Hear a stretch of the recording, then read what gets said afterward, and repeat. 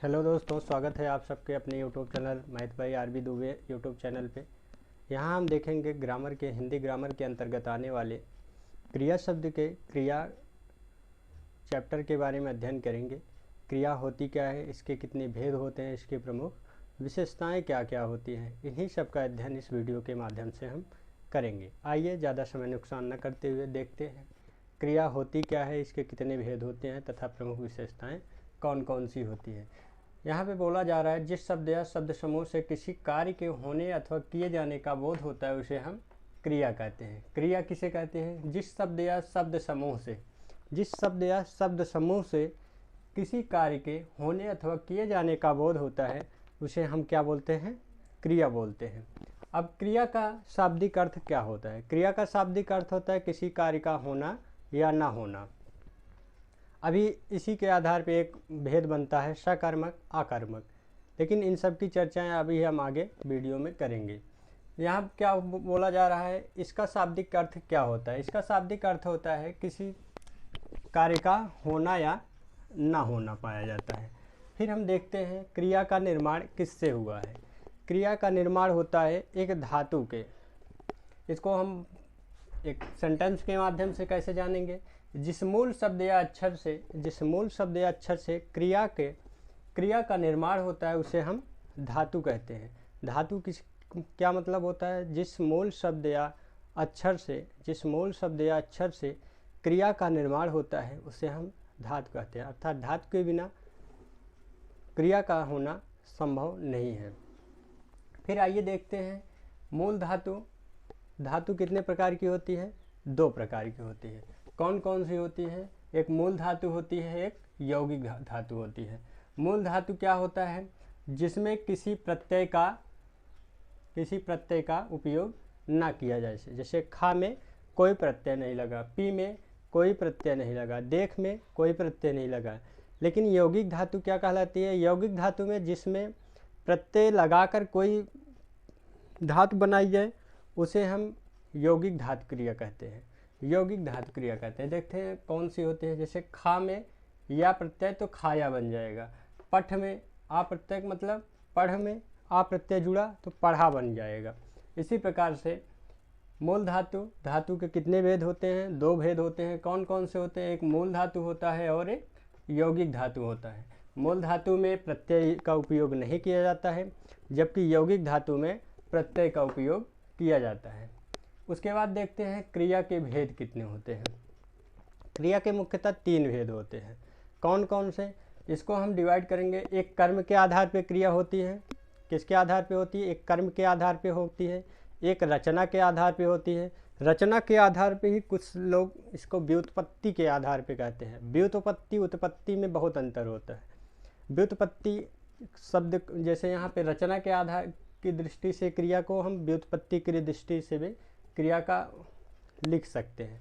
जैसे एक हो गया, क्रिया के कितने भेद होते हैं? मुख्यतः 3 भेद होते हैं। एक कर्म के आधार पे, एक रचना के आधार पे, एक अर्थ के आधार पे। रचना के आधार पे हम व्युत्पत्ति के आधार पे भी लिख सकते हैं। फिर आगे देखते हैं कर्म के आधार पे कौन कौन सी क्रियाएं होती हैं। कर्म के आधार पे मुख्यतः 2 प्रकार की होती है। कौन कौन सी होती है? एक सकर्मक होती है और एक आकर्मक होती है। फिर आगे देखते हैं रचना की दृष्टि से कितने प्रकार की होती है। रचना की दृष्टि से भी मुख्यतः 2 प्रकार की होती है। एक रूढ़ क्रिया होती है, एक यौगिक क्रिया होती है। फिर कौन कौन सी होती है? एक रूढ़ क्रिया होती है जिसे मूल क्रिया कहते हैं। दूसरा होता है यौगिक क्रिया। फिर तीसरे में मैंने बताया था, पहले कर्म के आधार पे, दूसरा रचना के आधार पे, तीसरा अर्थ के आधार पे। अर्थ के आधार पे कौन कौन से होते हैं? एक पूर्ण, एक अपूर्ण। फिर अभी हम इनके आगे भेद को अच्छे से समझेंगे, लेकिन एक बार थोड़ा फिर से रिवीजन कर लो। क्रिया के मुख्यतः कितने भेद होते हैं? 3। कौन कौन से? एक कर्म के आधार पे, एक रचना के आधार पे, एक अर्थ के आधार पे। अब कर्म के आधार पे कौन कौन से? एक सकर्मक क्रिया होती है, एक आकर्मक क्रिया होती है। कौन कौन सी होती है? एक सकर्मक होती है, एक आकर्मक होती है। फिर रचना के आधार पे एक मूल क्रिया होती है, एक यौगिक क्रिया होती है। अभी हम बताएंगे कि मूल क्रिया क्या होता है, फिर यौगिक क्रिया क्या होता है, फिर लेकिन पहले जान लेते हैं। फिर अगला तीसरा क्या होता है, एक अर्थ के आधार पे। अर्थ के आधार पे कौन से, इसको कितने भागों में बांटा गया है, 2 भागों में। कौन कौन से, एक पूर्ण क्रिया, एक अपूर्ण क्रिया। अब हम देखेंगे इसके प्रमुख विभेद। अभी तो भेद पढ़ रहे थे, लेकिन अब इनके विभेद, मतलब इनके अलग अलग कौन कौन से पार्ट बनते हैं। फिर देखते हैं रूढ़ क्रिया जो होती है, रचना के आधार पर जो रूढ़ क्रिया होती है उसके 2 भागों में बांटा गया है। एक नंबर एक जो मूल धातु से, जो धातु से बनती है, जैसे खाया पिया, खा पी, ये मूल धातु हो गई जो धातु से उसने पानी पी, ठीक है, उसने क्या पिया, पानी पी, तो ये मूल धातु से बन रहा है। लेकिन इसको एक और जो प्रत्यय लगा कर बनता है, इसको 2 भागों में बांटा गया है। एक जो धातु से बनती है, एक जो मूल धातु में प्रत्यय लगाकर, जैसे खा से खाया, खाना, खा से 3 धातु बने, मतलब 3 प्रकार से बनते हैं। एक खाया, खाना, खाऊ। फिर देख से देखा, देखे, देखूं। फिर उसके बाद हम देखते हैं एक, ये तो रूढ़ के प्रकार हुए। फिर यौगिक क्रिया के, यौगिक क्रिया पे जो धातुओं में एकाधिक प्रत्यय लगाने से बनते हैं उन्हें हम यौगिक क्रिया कहते हैं। अब यौगिक क्रिया अभी हम चर्चा करेंगे तो काफ़ी लंबा हो जाएगा। यौगिक क्रिया के मुख्यतः 5 भेद होते हैं। यौगिक क्रिया के मुख्यतः कितने भेद होते हैं, तो मुख्यतः 5 भेद होते हैं। तो यहीं पे देख लेते हैं यौगिक क्रिया के कौन कौन से भेद होते हैं। एक प्राणार्थक क्रिया होता है, रचना की दृष्टि से देख रहे हैं, रचना की दृष्टि से एक यौगिक क्रिया, एक रूढ़ या मूल क्रिया हुआ। तो रूढ़ या मूल जो होता है उसमें थोड़ा सामान्य प्रत्यय लगता है, लेकिन जो यौगिक क्रिया में होता है, यौगिक क्रिया में एकाधिक प्रत्यय लगते हैं, एक से अधिक प्रत्यय लगते हैं, इसलिए इसको यौगिक क्रिया बोलते हैं। अब हम देखते हैं यौगिक क्रिया के कितने भेद होते हैं। यौगिक क्रिया के मुख्यतः 5 भेद होते हैं। कौन कौन से, एक प्रेरणार्थक क्रिया, एक अनुकरणात्मक क्रिया, एक संयुक्त क्रिया, एक नाम धातु क्रिया। ये होते हैं 5 प्रकार। फिर हम अभी देखेंगे आगे, इन सब की चर्चा करेंगे। आइए पहले एक बार देख लेते हैं कर्म के आधार पर क्रिया। पहला हुआ कर्म के आधार पर क्रिया। कर्म के आधार पर 2 भागों में, एक सकर्मक, एक अकर्मक। इसको सब लोग जानते हैं। जिस क्रिया का प्रभाव कर्म पर डायरेक्ट पड़े, जहाँ क्या, किसे, किसको, ध्यान देना, कौन लगाने से आंसर मिल जाएगा। कौन लगाने से, जैसे राम पुस्तक, राम पढ़ा, कौन पढ़ा, राम पढ़ा, तो यहाँ सकर्मक क्रिया नहीं हुई। कौन लगाने से आंसर मिले तो वहाँ अकर्मक क्रिया होती है, सकर्मक क्रिया नहीं होती है।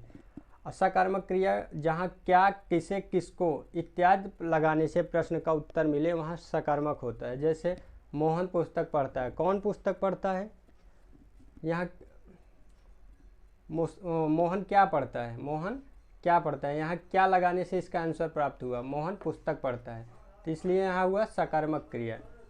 फिर आगे देखते हैं सकर्मक क्रिया के 2 भेद होते हैं। कौन कौन से भेद होते हैं, एक कर्मक होता है, एक द्विकर्मक होता है। एक कर्मक जब एक क्रिया संपन्न हो तो वहाँ एक कर्मक होता है। जैसे राम ने साइकिल चलाई, किसने साइकिल चलाई, राम ने साइकिल चलाई। राम ने क्या चलाया, राम ने क्या चलाया, साइकिल चलाया। यहाँ पे एक कर्मक हुआ। लेकिन द्विकर्मक क्या होती है, जहाँ 2 क्रियाएं साथ साथ हों। जैसे राम ने श्याम को पुस्तक दी, राम ने किसको पुस्तक दी, श्याम को। राम ने श्याम को क्या दिया, पुस्तक दिया। यहाँ पे 2 क्रियाएं साथ साथ संपन्न हो रही, इसलिए यहाँ पे द्विकर्मक क्रिया हुआ। सकर्मक के 2 भेद होते हैं। कौन कौन से होते हैं, एक कर्मक क्रिया, एक द्विकर्मक क्रिया। फिर उसके बाद देखते हैं अकर्मक क्रिया। अकर्मक क्रिया क्या, किसे कहते हैं, जिस क्रिया का प्रभाव केवल कर्ता पर पड़े, जिस क्रिया का प्रभाव केवल कर्ता पर पड़े वहाँ अकर्मक क्रिया होती है। और इसमें एक लाइन में इसका एक आंसर और परिभाषा बनता है कि जहाँ पे कौन लगाने से आंसर प्राप्त होता है वहाँ पे भी अकर्मक क्रिया होती है। जैसे मोहन सोता है, कौन सोता है, मोहन सोता है। लेकिन यहाँ सोने का ठीक प्रभाव किस पे पड़ रहा है, मोहन पे पड़ रहा है। किस पे पड़ रहा है, मोहन पे। सोने वाला क्रिया कौन कर रहा है, मोहन कर रहा है। अर्थात कर्म का ठीक प्रभाव कर्ता पे पड़ रहा है, ना कि कर्म दूसरे वस्तु पे। इसलिए यहाँ पे अकर्मक क्रिया हुआ। फिर हम आइए देखते हैं यौगिक क्रिया का भेद, जैसे प्रेरणार्थक अभी मैंने बताया रचना की दृष्टि से एक रूढ़ होता है, एक यौगिक होता है। यौगिक को फिर जिसमें एकाधिक प्रत्यय लगाने से बनते हैं उसे यौगिक क्रिया कहते हैं। यौगिक क्रिया के मुख्यतः 4 भेद होते हैं। कौन कौन से? एक प्रेरणार्थक हुआ, एक अनुकरणात्मक हुआ, एक नाम धातु हुआ, एक संयुक्त क्रिया हुआ। अब प्रेरणार्थक क्रिया किसे कहते हैं? जब कर्ता किसी कार्य को दूसरे से करवाए या करने की प्रेरणा दे तो उसे प्रेरणार्थक क्रिया कहा जाता है। प्रेरणार्थक क्रिया किसे कहते हैं? जब कर्ता किसी कार्य को करवाए या दूसरे से करने की प्रेरणा दे या करवाने की प्रेरणा दे तो उसे हम प्रेरणार्थक क्रिया कहते हैं। जैसे इसमें 2 होता है, एक आ प्रत्यय लगाने से बनता है, एक व प्रत्यय लगाने से बनता है। प्रेरणार्थक क्रियाओं में पहचानने का एक विधि है। कौन सी? जैसे प्रेरणार्थक क्रिया कहाँ पे कैसे पहचानेंगे? एक आ प्रत्यय लगाया हुआ मिलेगा, एक व प्रत्यय लगाया हुआ मिलेगा। जैसे मोहन गोविंद की प्रेरणा से जागा, कौन सा प्रत्यय लगा? आ प्रत्यय लगा है पीछे, जागा में आ प्रत्यय। मोहन किसकी प्रेरणा से जागा? गोविंद की प्रेरणा से। मोहन किसकी प्रेरणा से जागा? गोविंद की प्रेरणा से। यहाँ पे कौन सा प्रत्यय हुआ? आ प्रत्यय लगाने से कौन सी क्रिया हुई? प्रेरणार्थक क्रिया हुई। आ प्रत्यय लगाने से कौन सी क्रिया हुई? प्रेरणार्थक क्रिया हुई। प्रेरणार्थक क्रिया किसकी भेद के अंतर्गत आती है? यौगिक क्रिया के भेद के अंतर्गत आती है। वैसे वा प्रत्यय लगाने से मोहन ने गोविंद को जगवाया, मोहन ने गोविंद को जगवाया, यहाँ पे क्या आया? वा प्रत्यय लगा के मिला है।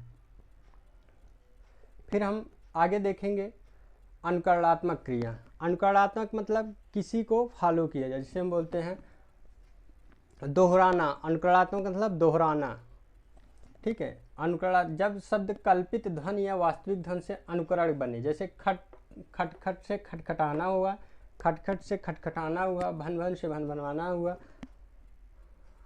घर घर से घर घराना हुआ, इन सब को अनुकरणात्मक क्रिया, इन सब का आजकल के एग्जामों में भरपूर उपयोग करके क्वेश्चन बन रहे हैं, इसलिए सभी की चर्चाएं इस वीडियो में की जा रही हैं। अनुकरणात्मक क्रिया किसे कहते हैं? जब शब्द कल्पित ध्वनि या वास्तविक ध्वनि से अनुकरण से बने तो वहाँ अनुकरणात्मक क्रिया होती है। जैसे खट से खटखट खटखटाना हुआ, भन भन से भन बनाना हुआ, घर घर घर घराना हुआ, हंस हंस हंसाना हुआ।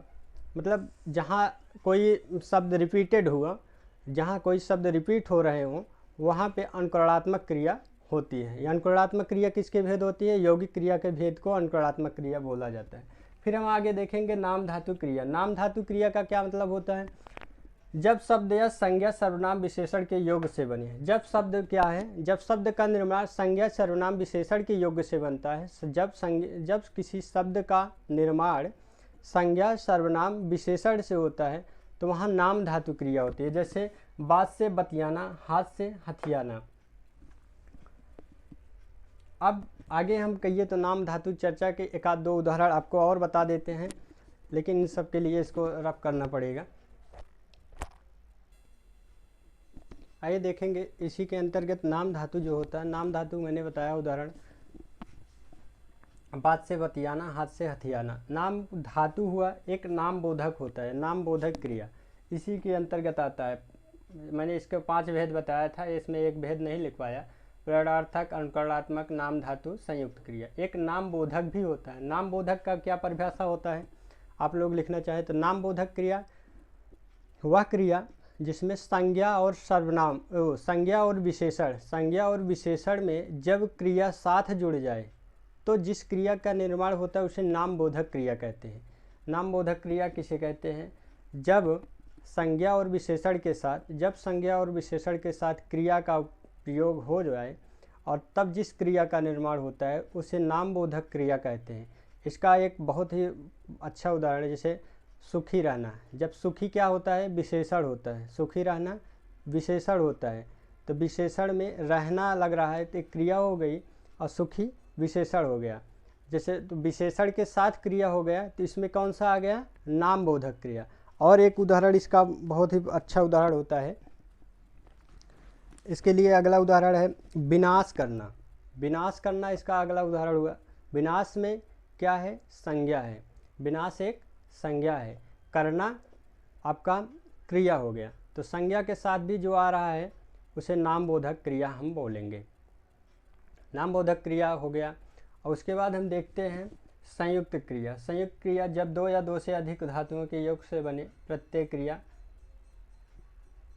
जब दो या दो से अधिक धातुओं से योग से बने, इसमें प्रथम क्रिया प्रधान होती है तथा दूसरी क्रिया पहली की विशेषता बताती है। संयुक्त क्रिया क्या होती है? संयुक्त क्रिया में जब दो या दो से अधिक क्रियाएं एक साथ हों, जब दो या दो से अधिक क्रिया धातुओं के योग से बने, जब दो या दो से अधिक क्रियाएं एक साथ हों, या जब दो या दो से अधिक धातुओं के योग से कोई सेंटेंस बन रहा है, तो वहाँ पे संयुक्त क्रिया होती है। संयुक्त क्रिया में प्रथम क्रिया जो है, प्रथम क्रिया प्रधान होती है तथा दूसरी क्रिया उसकी विशेषता बताती है। इस प्रकार ये यौगिक क्रिया के भेद 5 होते हैं। एक प्रेरणार्थक, एक अनुकरणात्मक, एक नाम धातु, एक संयुक्त क्रिया, एक नाम बोधक क्रिया होती है। नाम बोधक क्रिया मैंने अलग से बताया आपको। फिर अगला होता है कर्म के आधार पर चर्चा कर दिया, रचना के आधार पर चर्चा कर दिया, एक अर्थ के आधार पर होता है। अर्थ के आधार पर दो भागों में, पूर्ण क्रिया, एक अपूर्ण क्रिया। पूर्ण क्रिया क्या होता है? क्रियापद से क्रिया का अर्थ अस्पष्ट होने पे, मतलब क्रियापद से क्रिया का अर्थ स्पष्ट होने पे वहाँ पे पूर्ण क्रिया होती है। जैसे राम पढ़ता है, मोहन खेलता है, मतलब जिससे एकदम मतलब स्पष्ट हो जाए, सेंटेंस का अर्थ हमें मिल जाए। मोहन खेलता है, मोहन कौन खेलता है? मोहन खेलता है, मतलब सेंटेंस पूरा है, इसमें किसी की ज़रूरत नहीं है। अगर आप इसमें अलग से बदलाव करना चाहेंगे तो सकर्मक अकर्मक के अंतर्गत चला जाएगा। इसमें देखा जाता है कि क्या अर्थ पूर्ण है कि नहीं है। फिर देखते हैं दूसरा अपूर्ण क्रिया। जो क्रिया अपना अर्थ पूर्ण करने के हेतु किसी अन्य पर निर्भर होता है। जैसे श्याम मोहन को मूर्ख समझता है, श्याम जो है मोहन को मूर्ख समझता है, तो यहाँ पे क्या हुआ? जैसे अभी हम बोल दें श्याम मोहन को समझता है, तो ये सेंटेंस पूरा नहीं हुआ। श्याम मोहन को क्या समझता है? मूर्ख समझता है। अर्थात यहाँ पे विशेषण का उपयोग करके उसकी विशेषता बताई गई। किसकी विशेषता बताया जा रहा है? मोहन की विशेषता। श्याम जो है मोहन को क्या समझता है? तो मूर्ख समझता है। अर्थात यहाँ पे अपना अर्थ पूर्ण करने के लिए किसी दूसरे का सहारा लेना पड़ रहा है, इसलिए यहाँ पे कौन सी क्रिया हुई? अपूर्ण क्रिया हुई। फिर दो और होता है, उसकी भी चर्चा कर लेते हैं। दो होता है, एक तत्कालिक क्रिया, एक पूर्वकालिक क्रिया। जैसे तत्कालिक क्रिया क्या होता है? जो काम तुरंत समाप्त होकर के उसके जस्ट बाद कोई काम स्टार्ट किया जाए, वहाँ पे तत्कालिक क्रिया होता है। मैंने बताया तत्कालिक क्रिया का उदाहरण, जब पहली क्रिया समाप्त होने के तुरंत बाद दूसरी क्रिया हो जाए। जैसे वह खाना खाया सो गया, खाना खाकर सो गया, खाना खाकर सो गया, यहाँ तत्काल बाद तुरंत अगला कार्य हो जा रहा है। लेकिन पूर्वकालिक क्रिया क्या होता है? पूर्वकालिक क्रिया का मतलब एक कार्य करने के बाद दूसरे कार्य के लिए गया है, एक कार्य करने के बाद दूसरे कार्य के लिए गया है। जैसे मोहन खाना खाकर विद्यालय गया, मोहन खाना खा के विद्यालय गया, यहाँ कौन सी क्रिया हुई? यहाँ पूर्वकालिक क्रिया हुई। लेकिन तत्कालिक क्रिया में एक कार्य होने के जस्ट बाद दूसरा कार्य हो जाए, वहाँ पे गया मतलब करने गया है, अभी कार्य वहाँ पे हुआ नहीं, विद्यालय से वापस नहीं आया है इस सेंटेंस में। लेकिन यहाँ पे खाना खा के सो गया, मतलब कार्य यहाँ दूसरा वाला भी पूर्ण हो चुका है। यहाँ तत्कालिक का उदाहरण हुआ खाना खा के सो गया। दूसरा हुआ पूर्वकालिक का उदाहरण हुआ वह खाना खाकर विद्यालय गया। तो यहाँ पे मेन देखते हैं कर्म क्रिया के भेद कितने होते हैं। कर्म के आधार पर, रचना के आधार पर, अर्थ के आधार पर। क्रिया के 3 भेद होते हैं। एक कर्म के आधार पर अकर्मक, सकर्मक, रचना की दृष्टि से रूढ़ और यौगिक। यौगिक क्रिया के आधार पर 5 प्रकार होते हैं: प्रेरणार्थक, अनुकरणात्मक, नाम धातु, संयुक्त और नाम बोधक क्रिया। उसके बाद देखते हैं अर्थ के आधार पर 2 होते हैं, एक पूर्ण एक अपूर्ण होता है। 2 और क्रियाएं होती है, एक तत्कालिक एक पूर्वकालिक। इसी प्रकार ये क्रिया का वीडियो समाप्त हुआ। होप है, हमारी आशा है कि आप लोगों को समझ में आया होगा। नहीं समझ में आया होगा तो कमेंट में बताइएगा, जो भी सुधार करने योग्य होगा सुधार किया जाएगा। मिलते हैं नेक्स्ट वीडियो में, तब तक के लिए जय हिंद, जय भारत।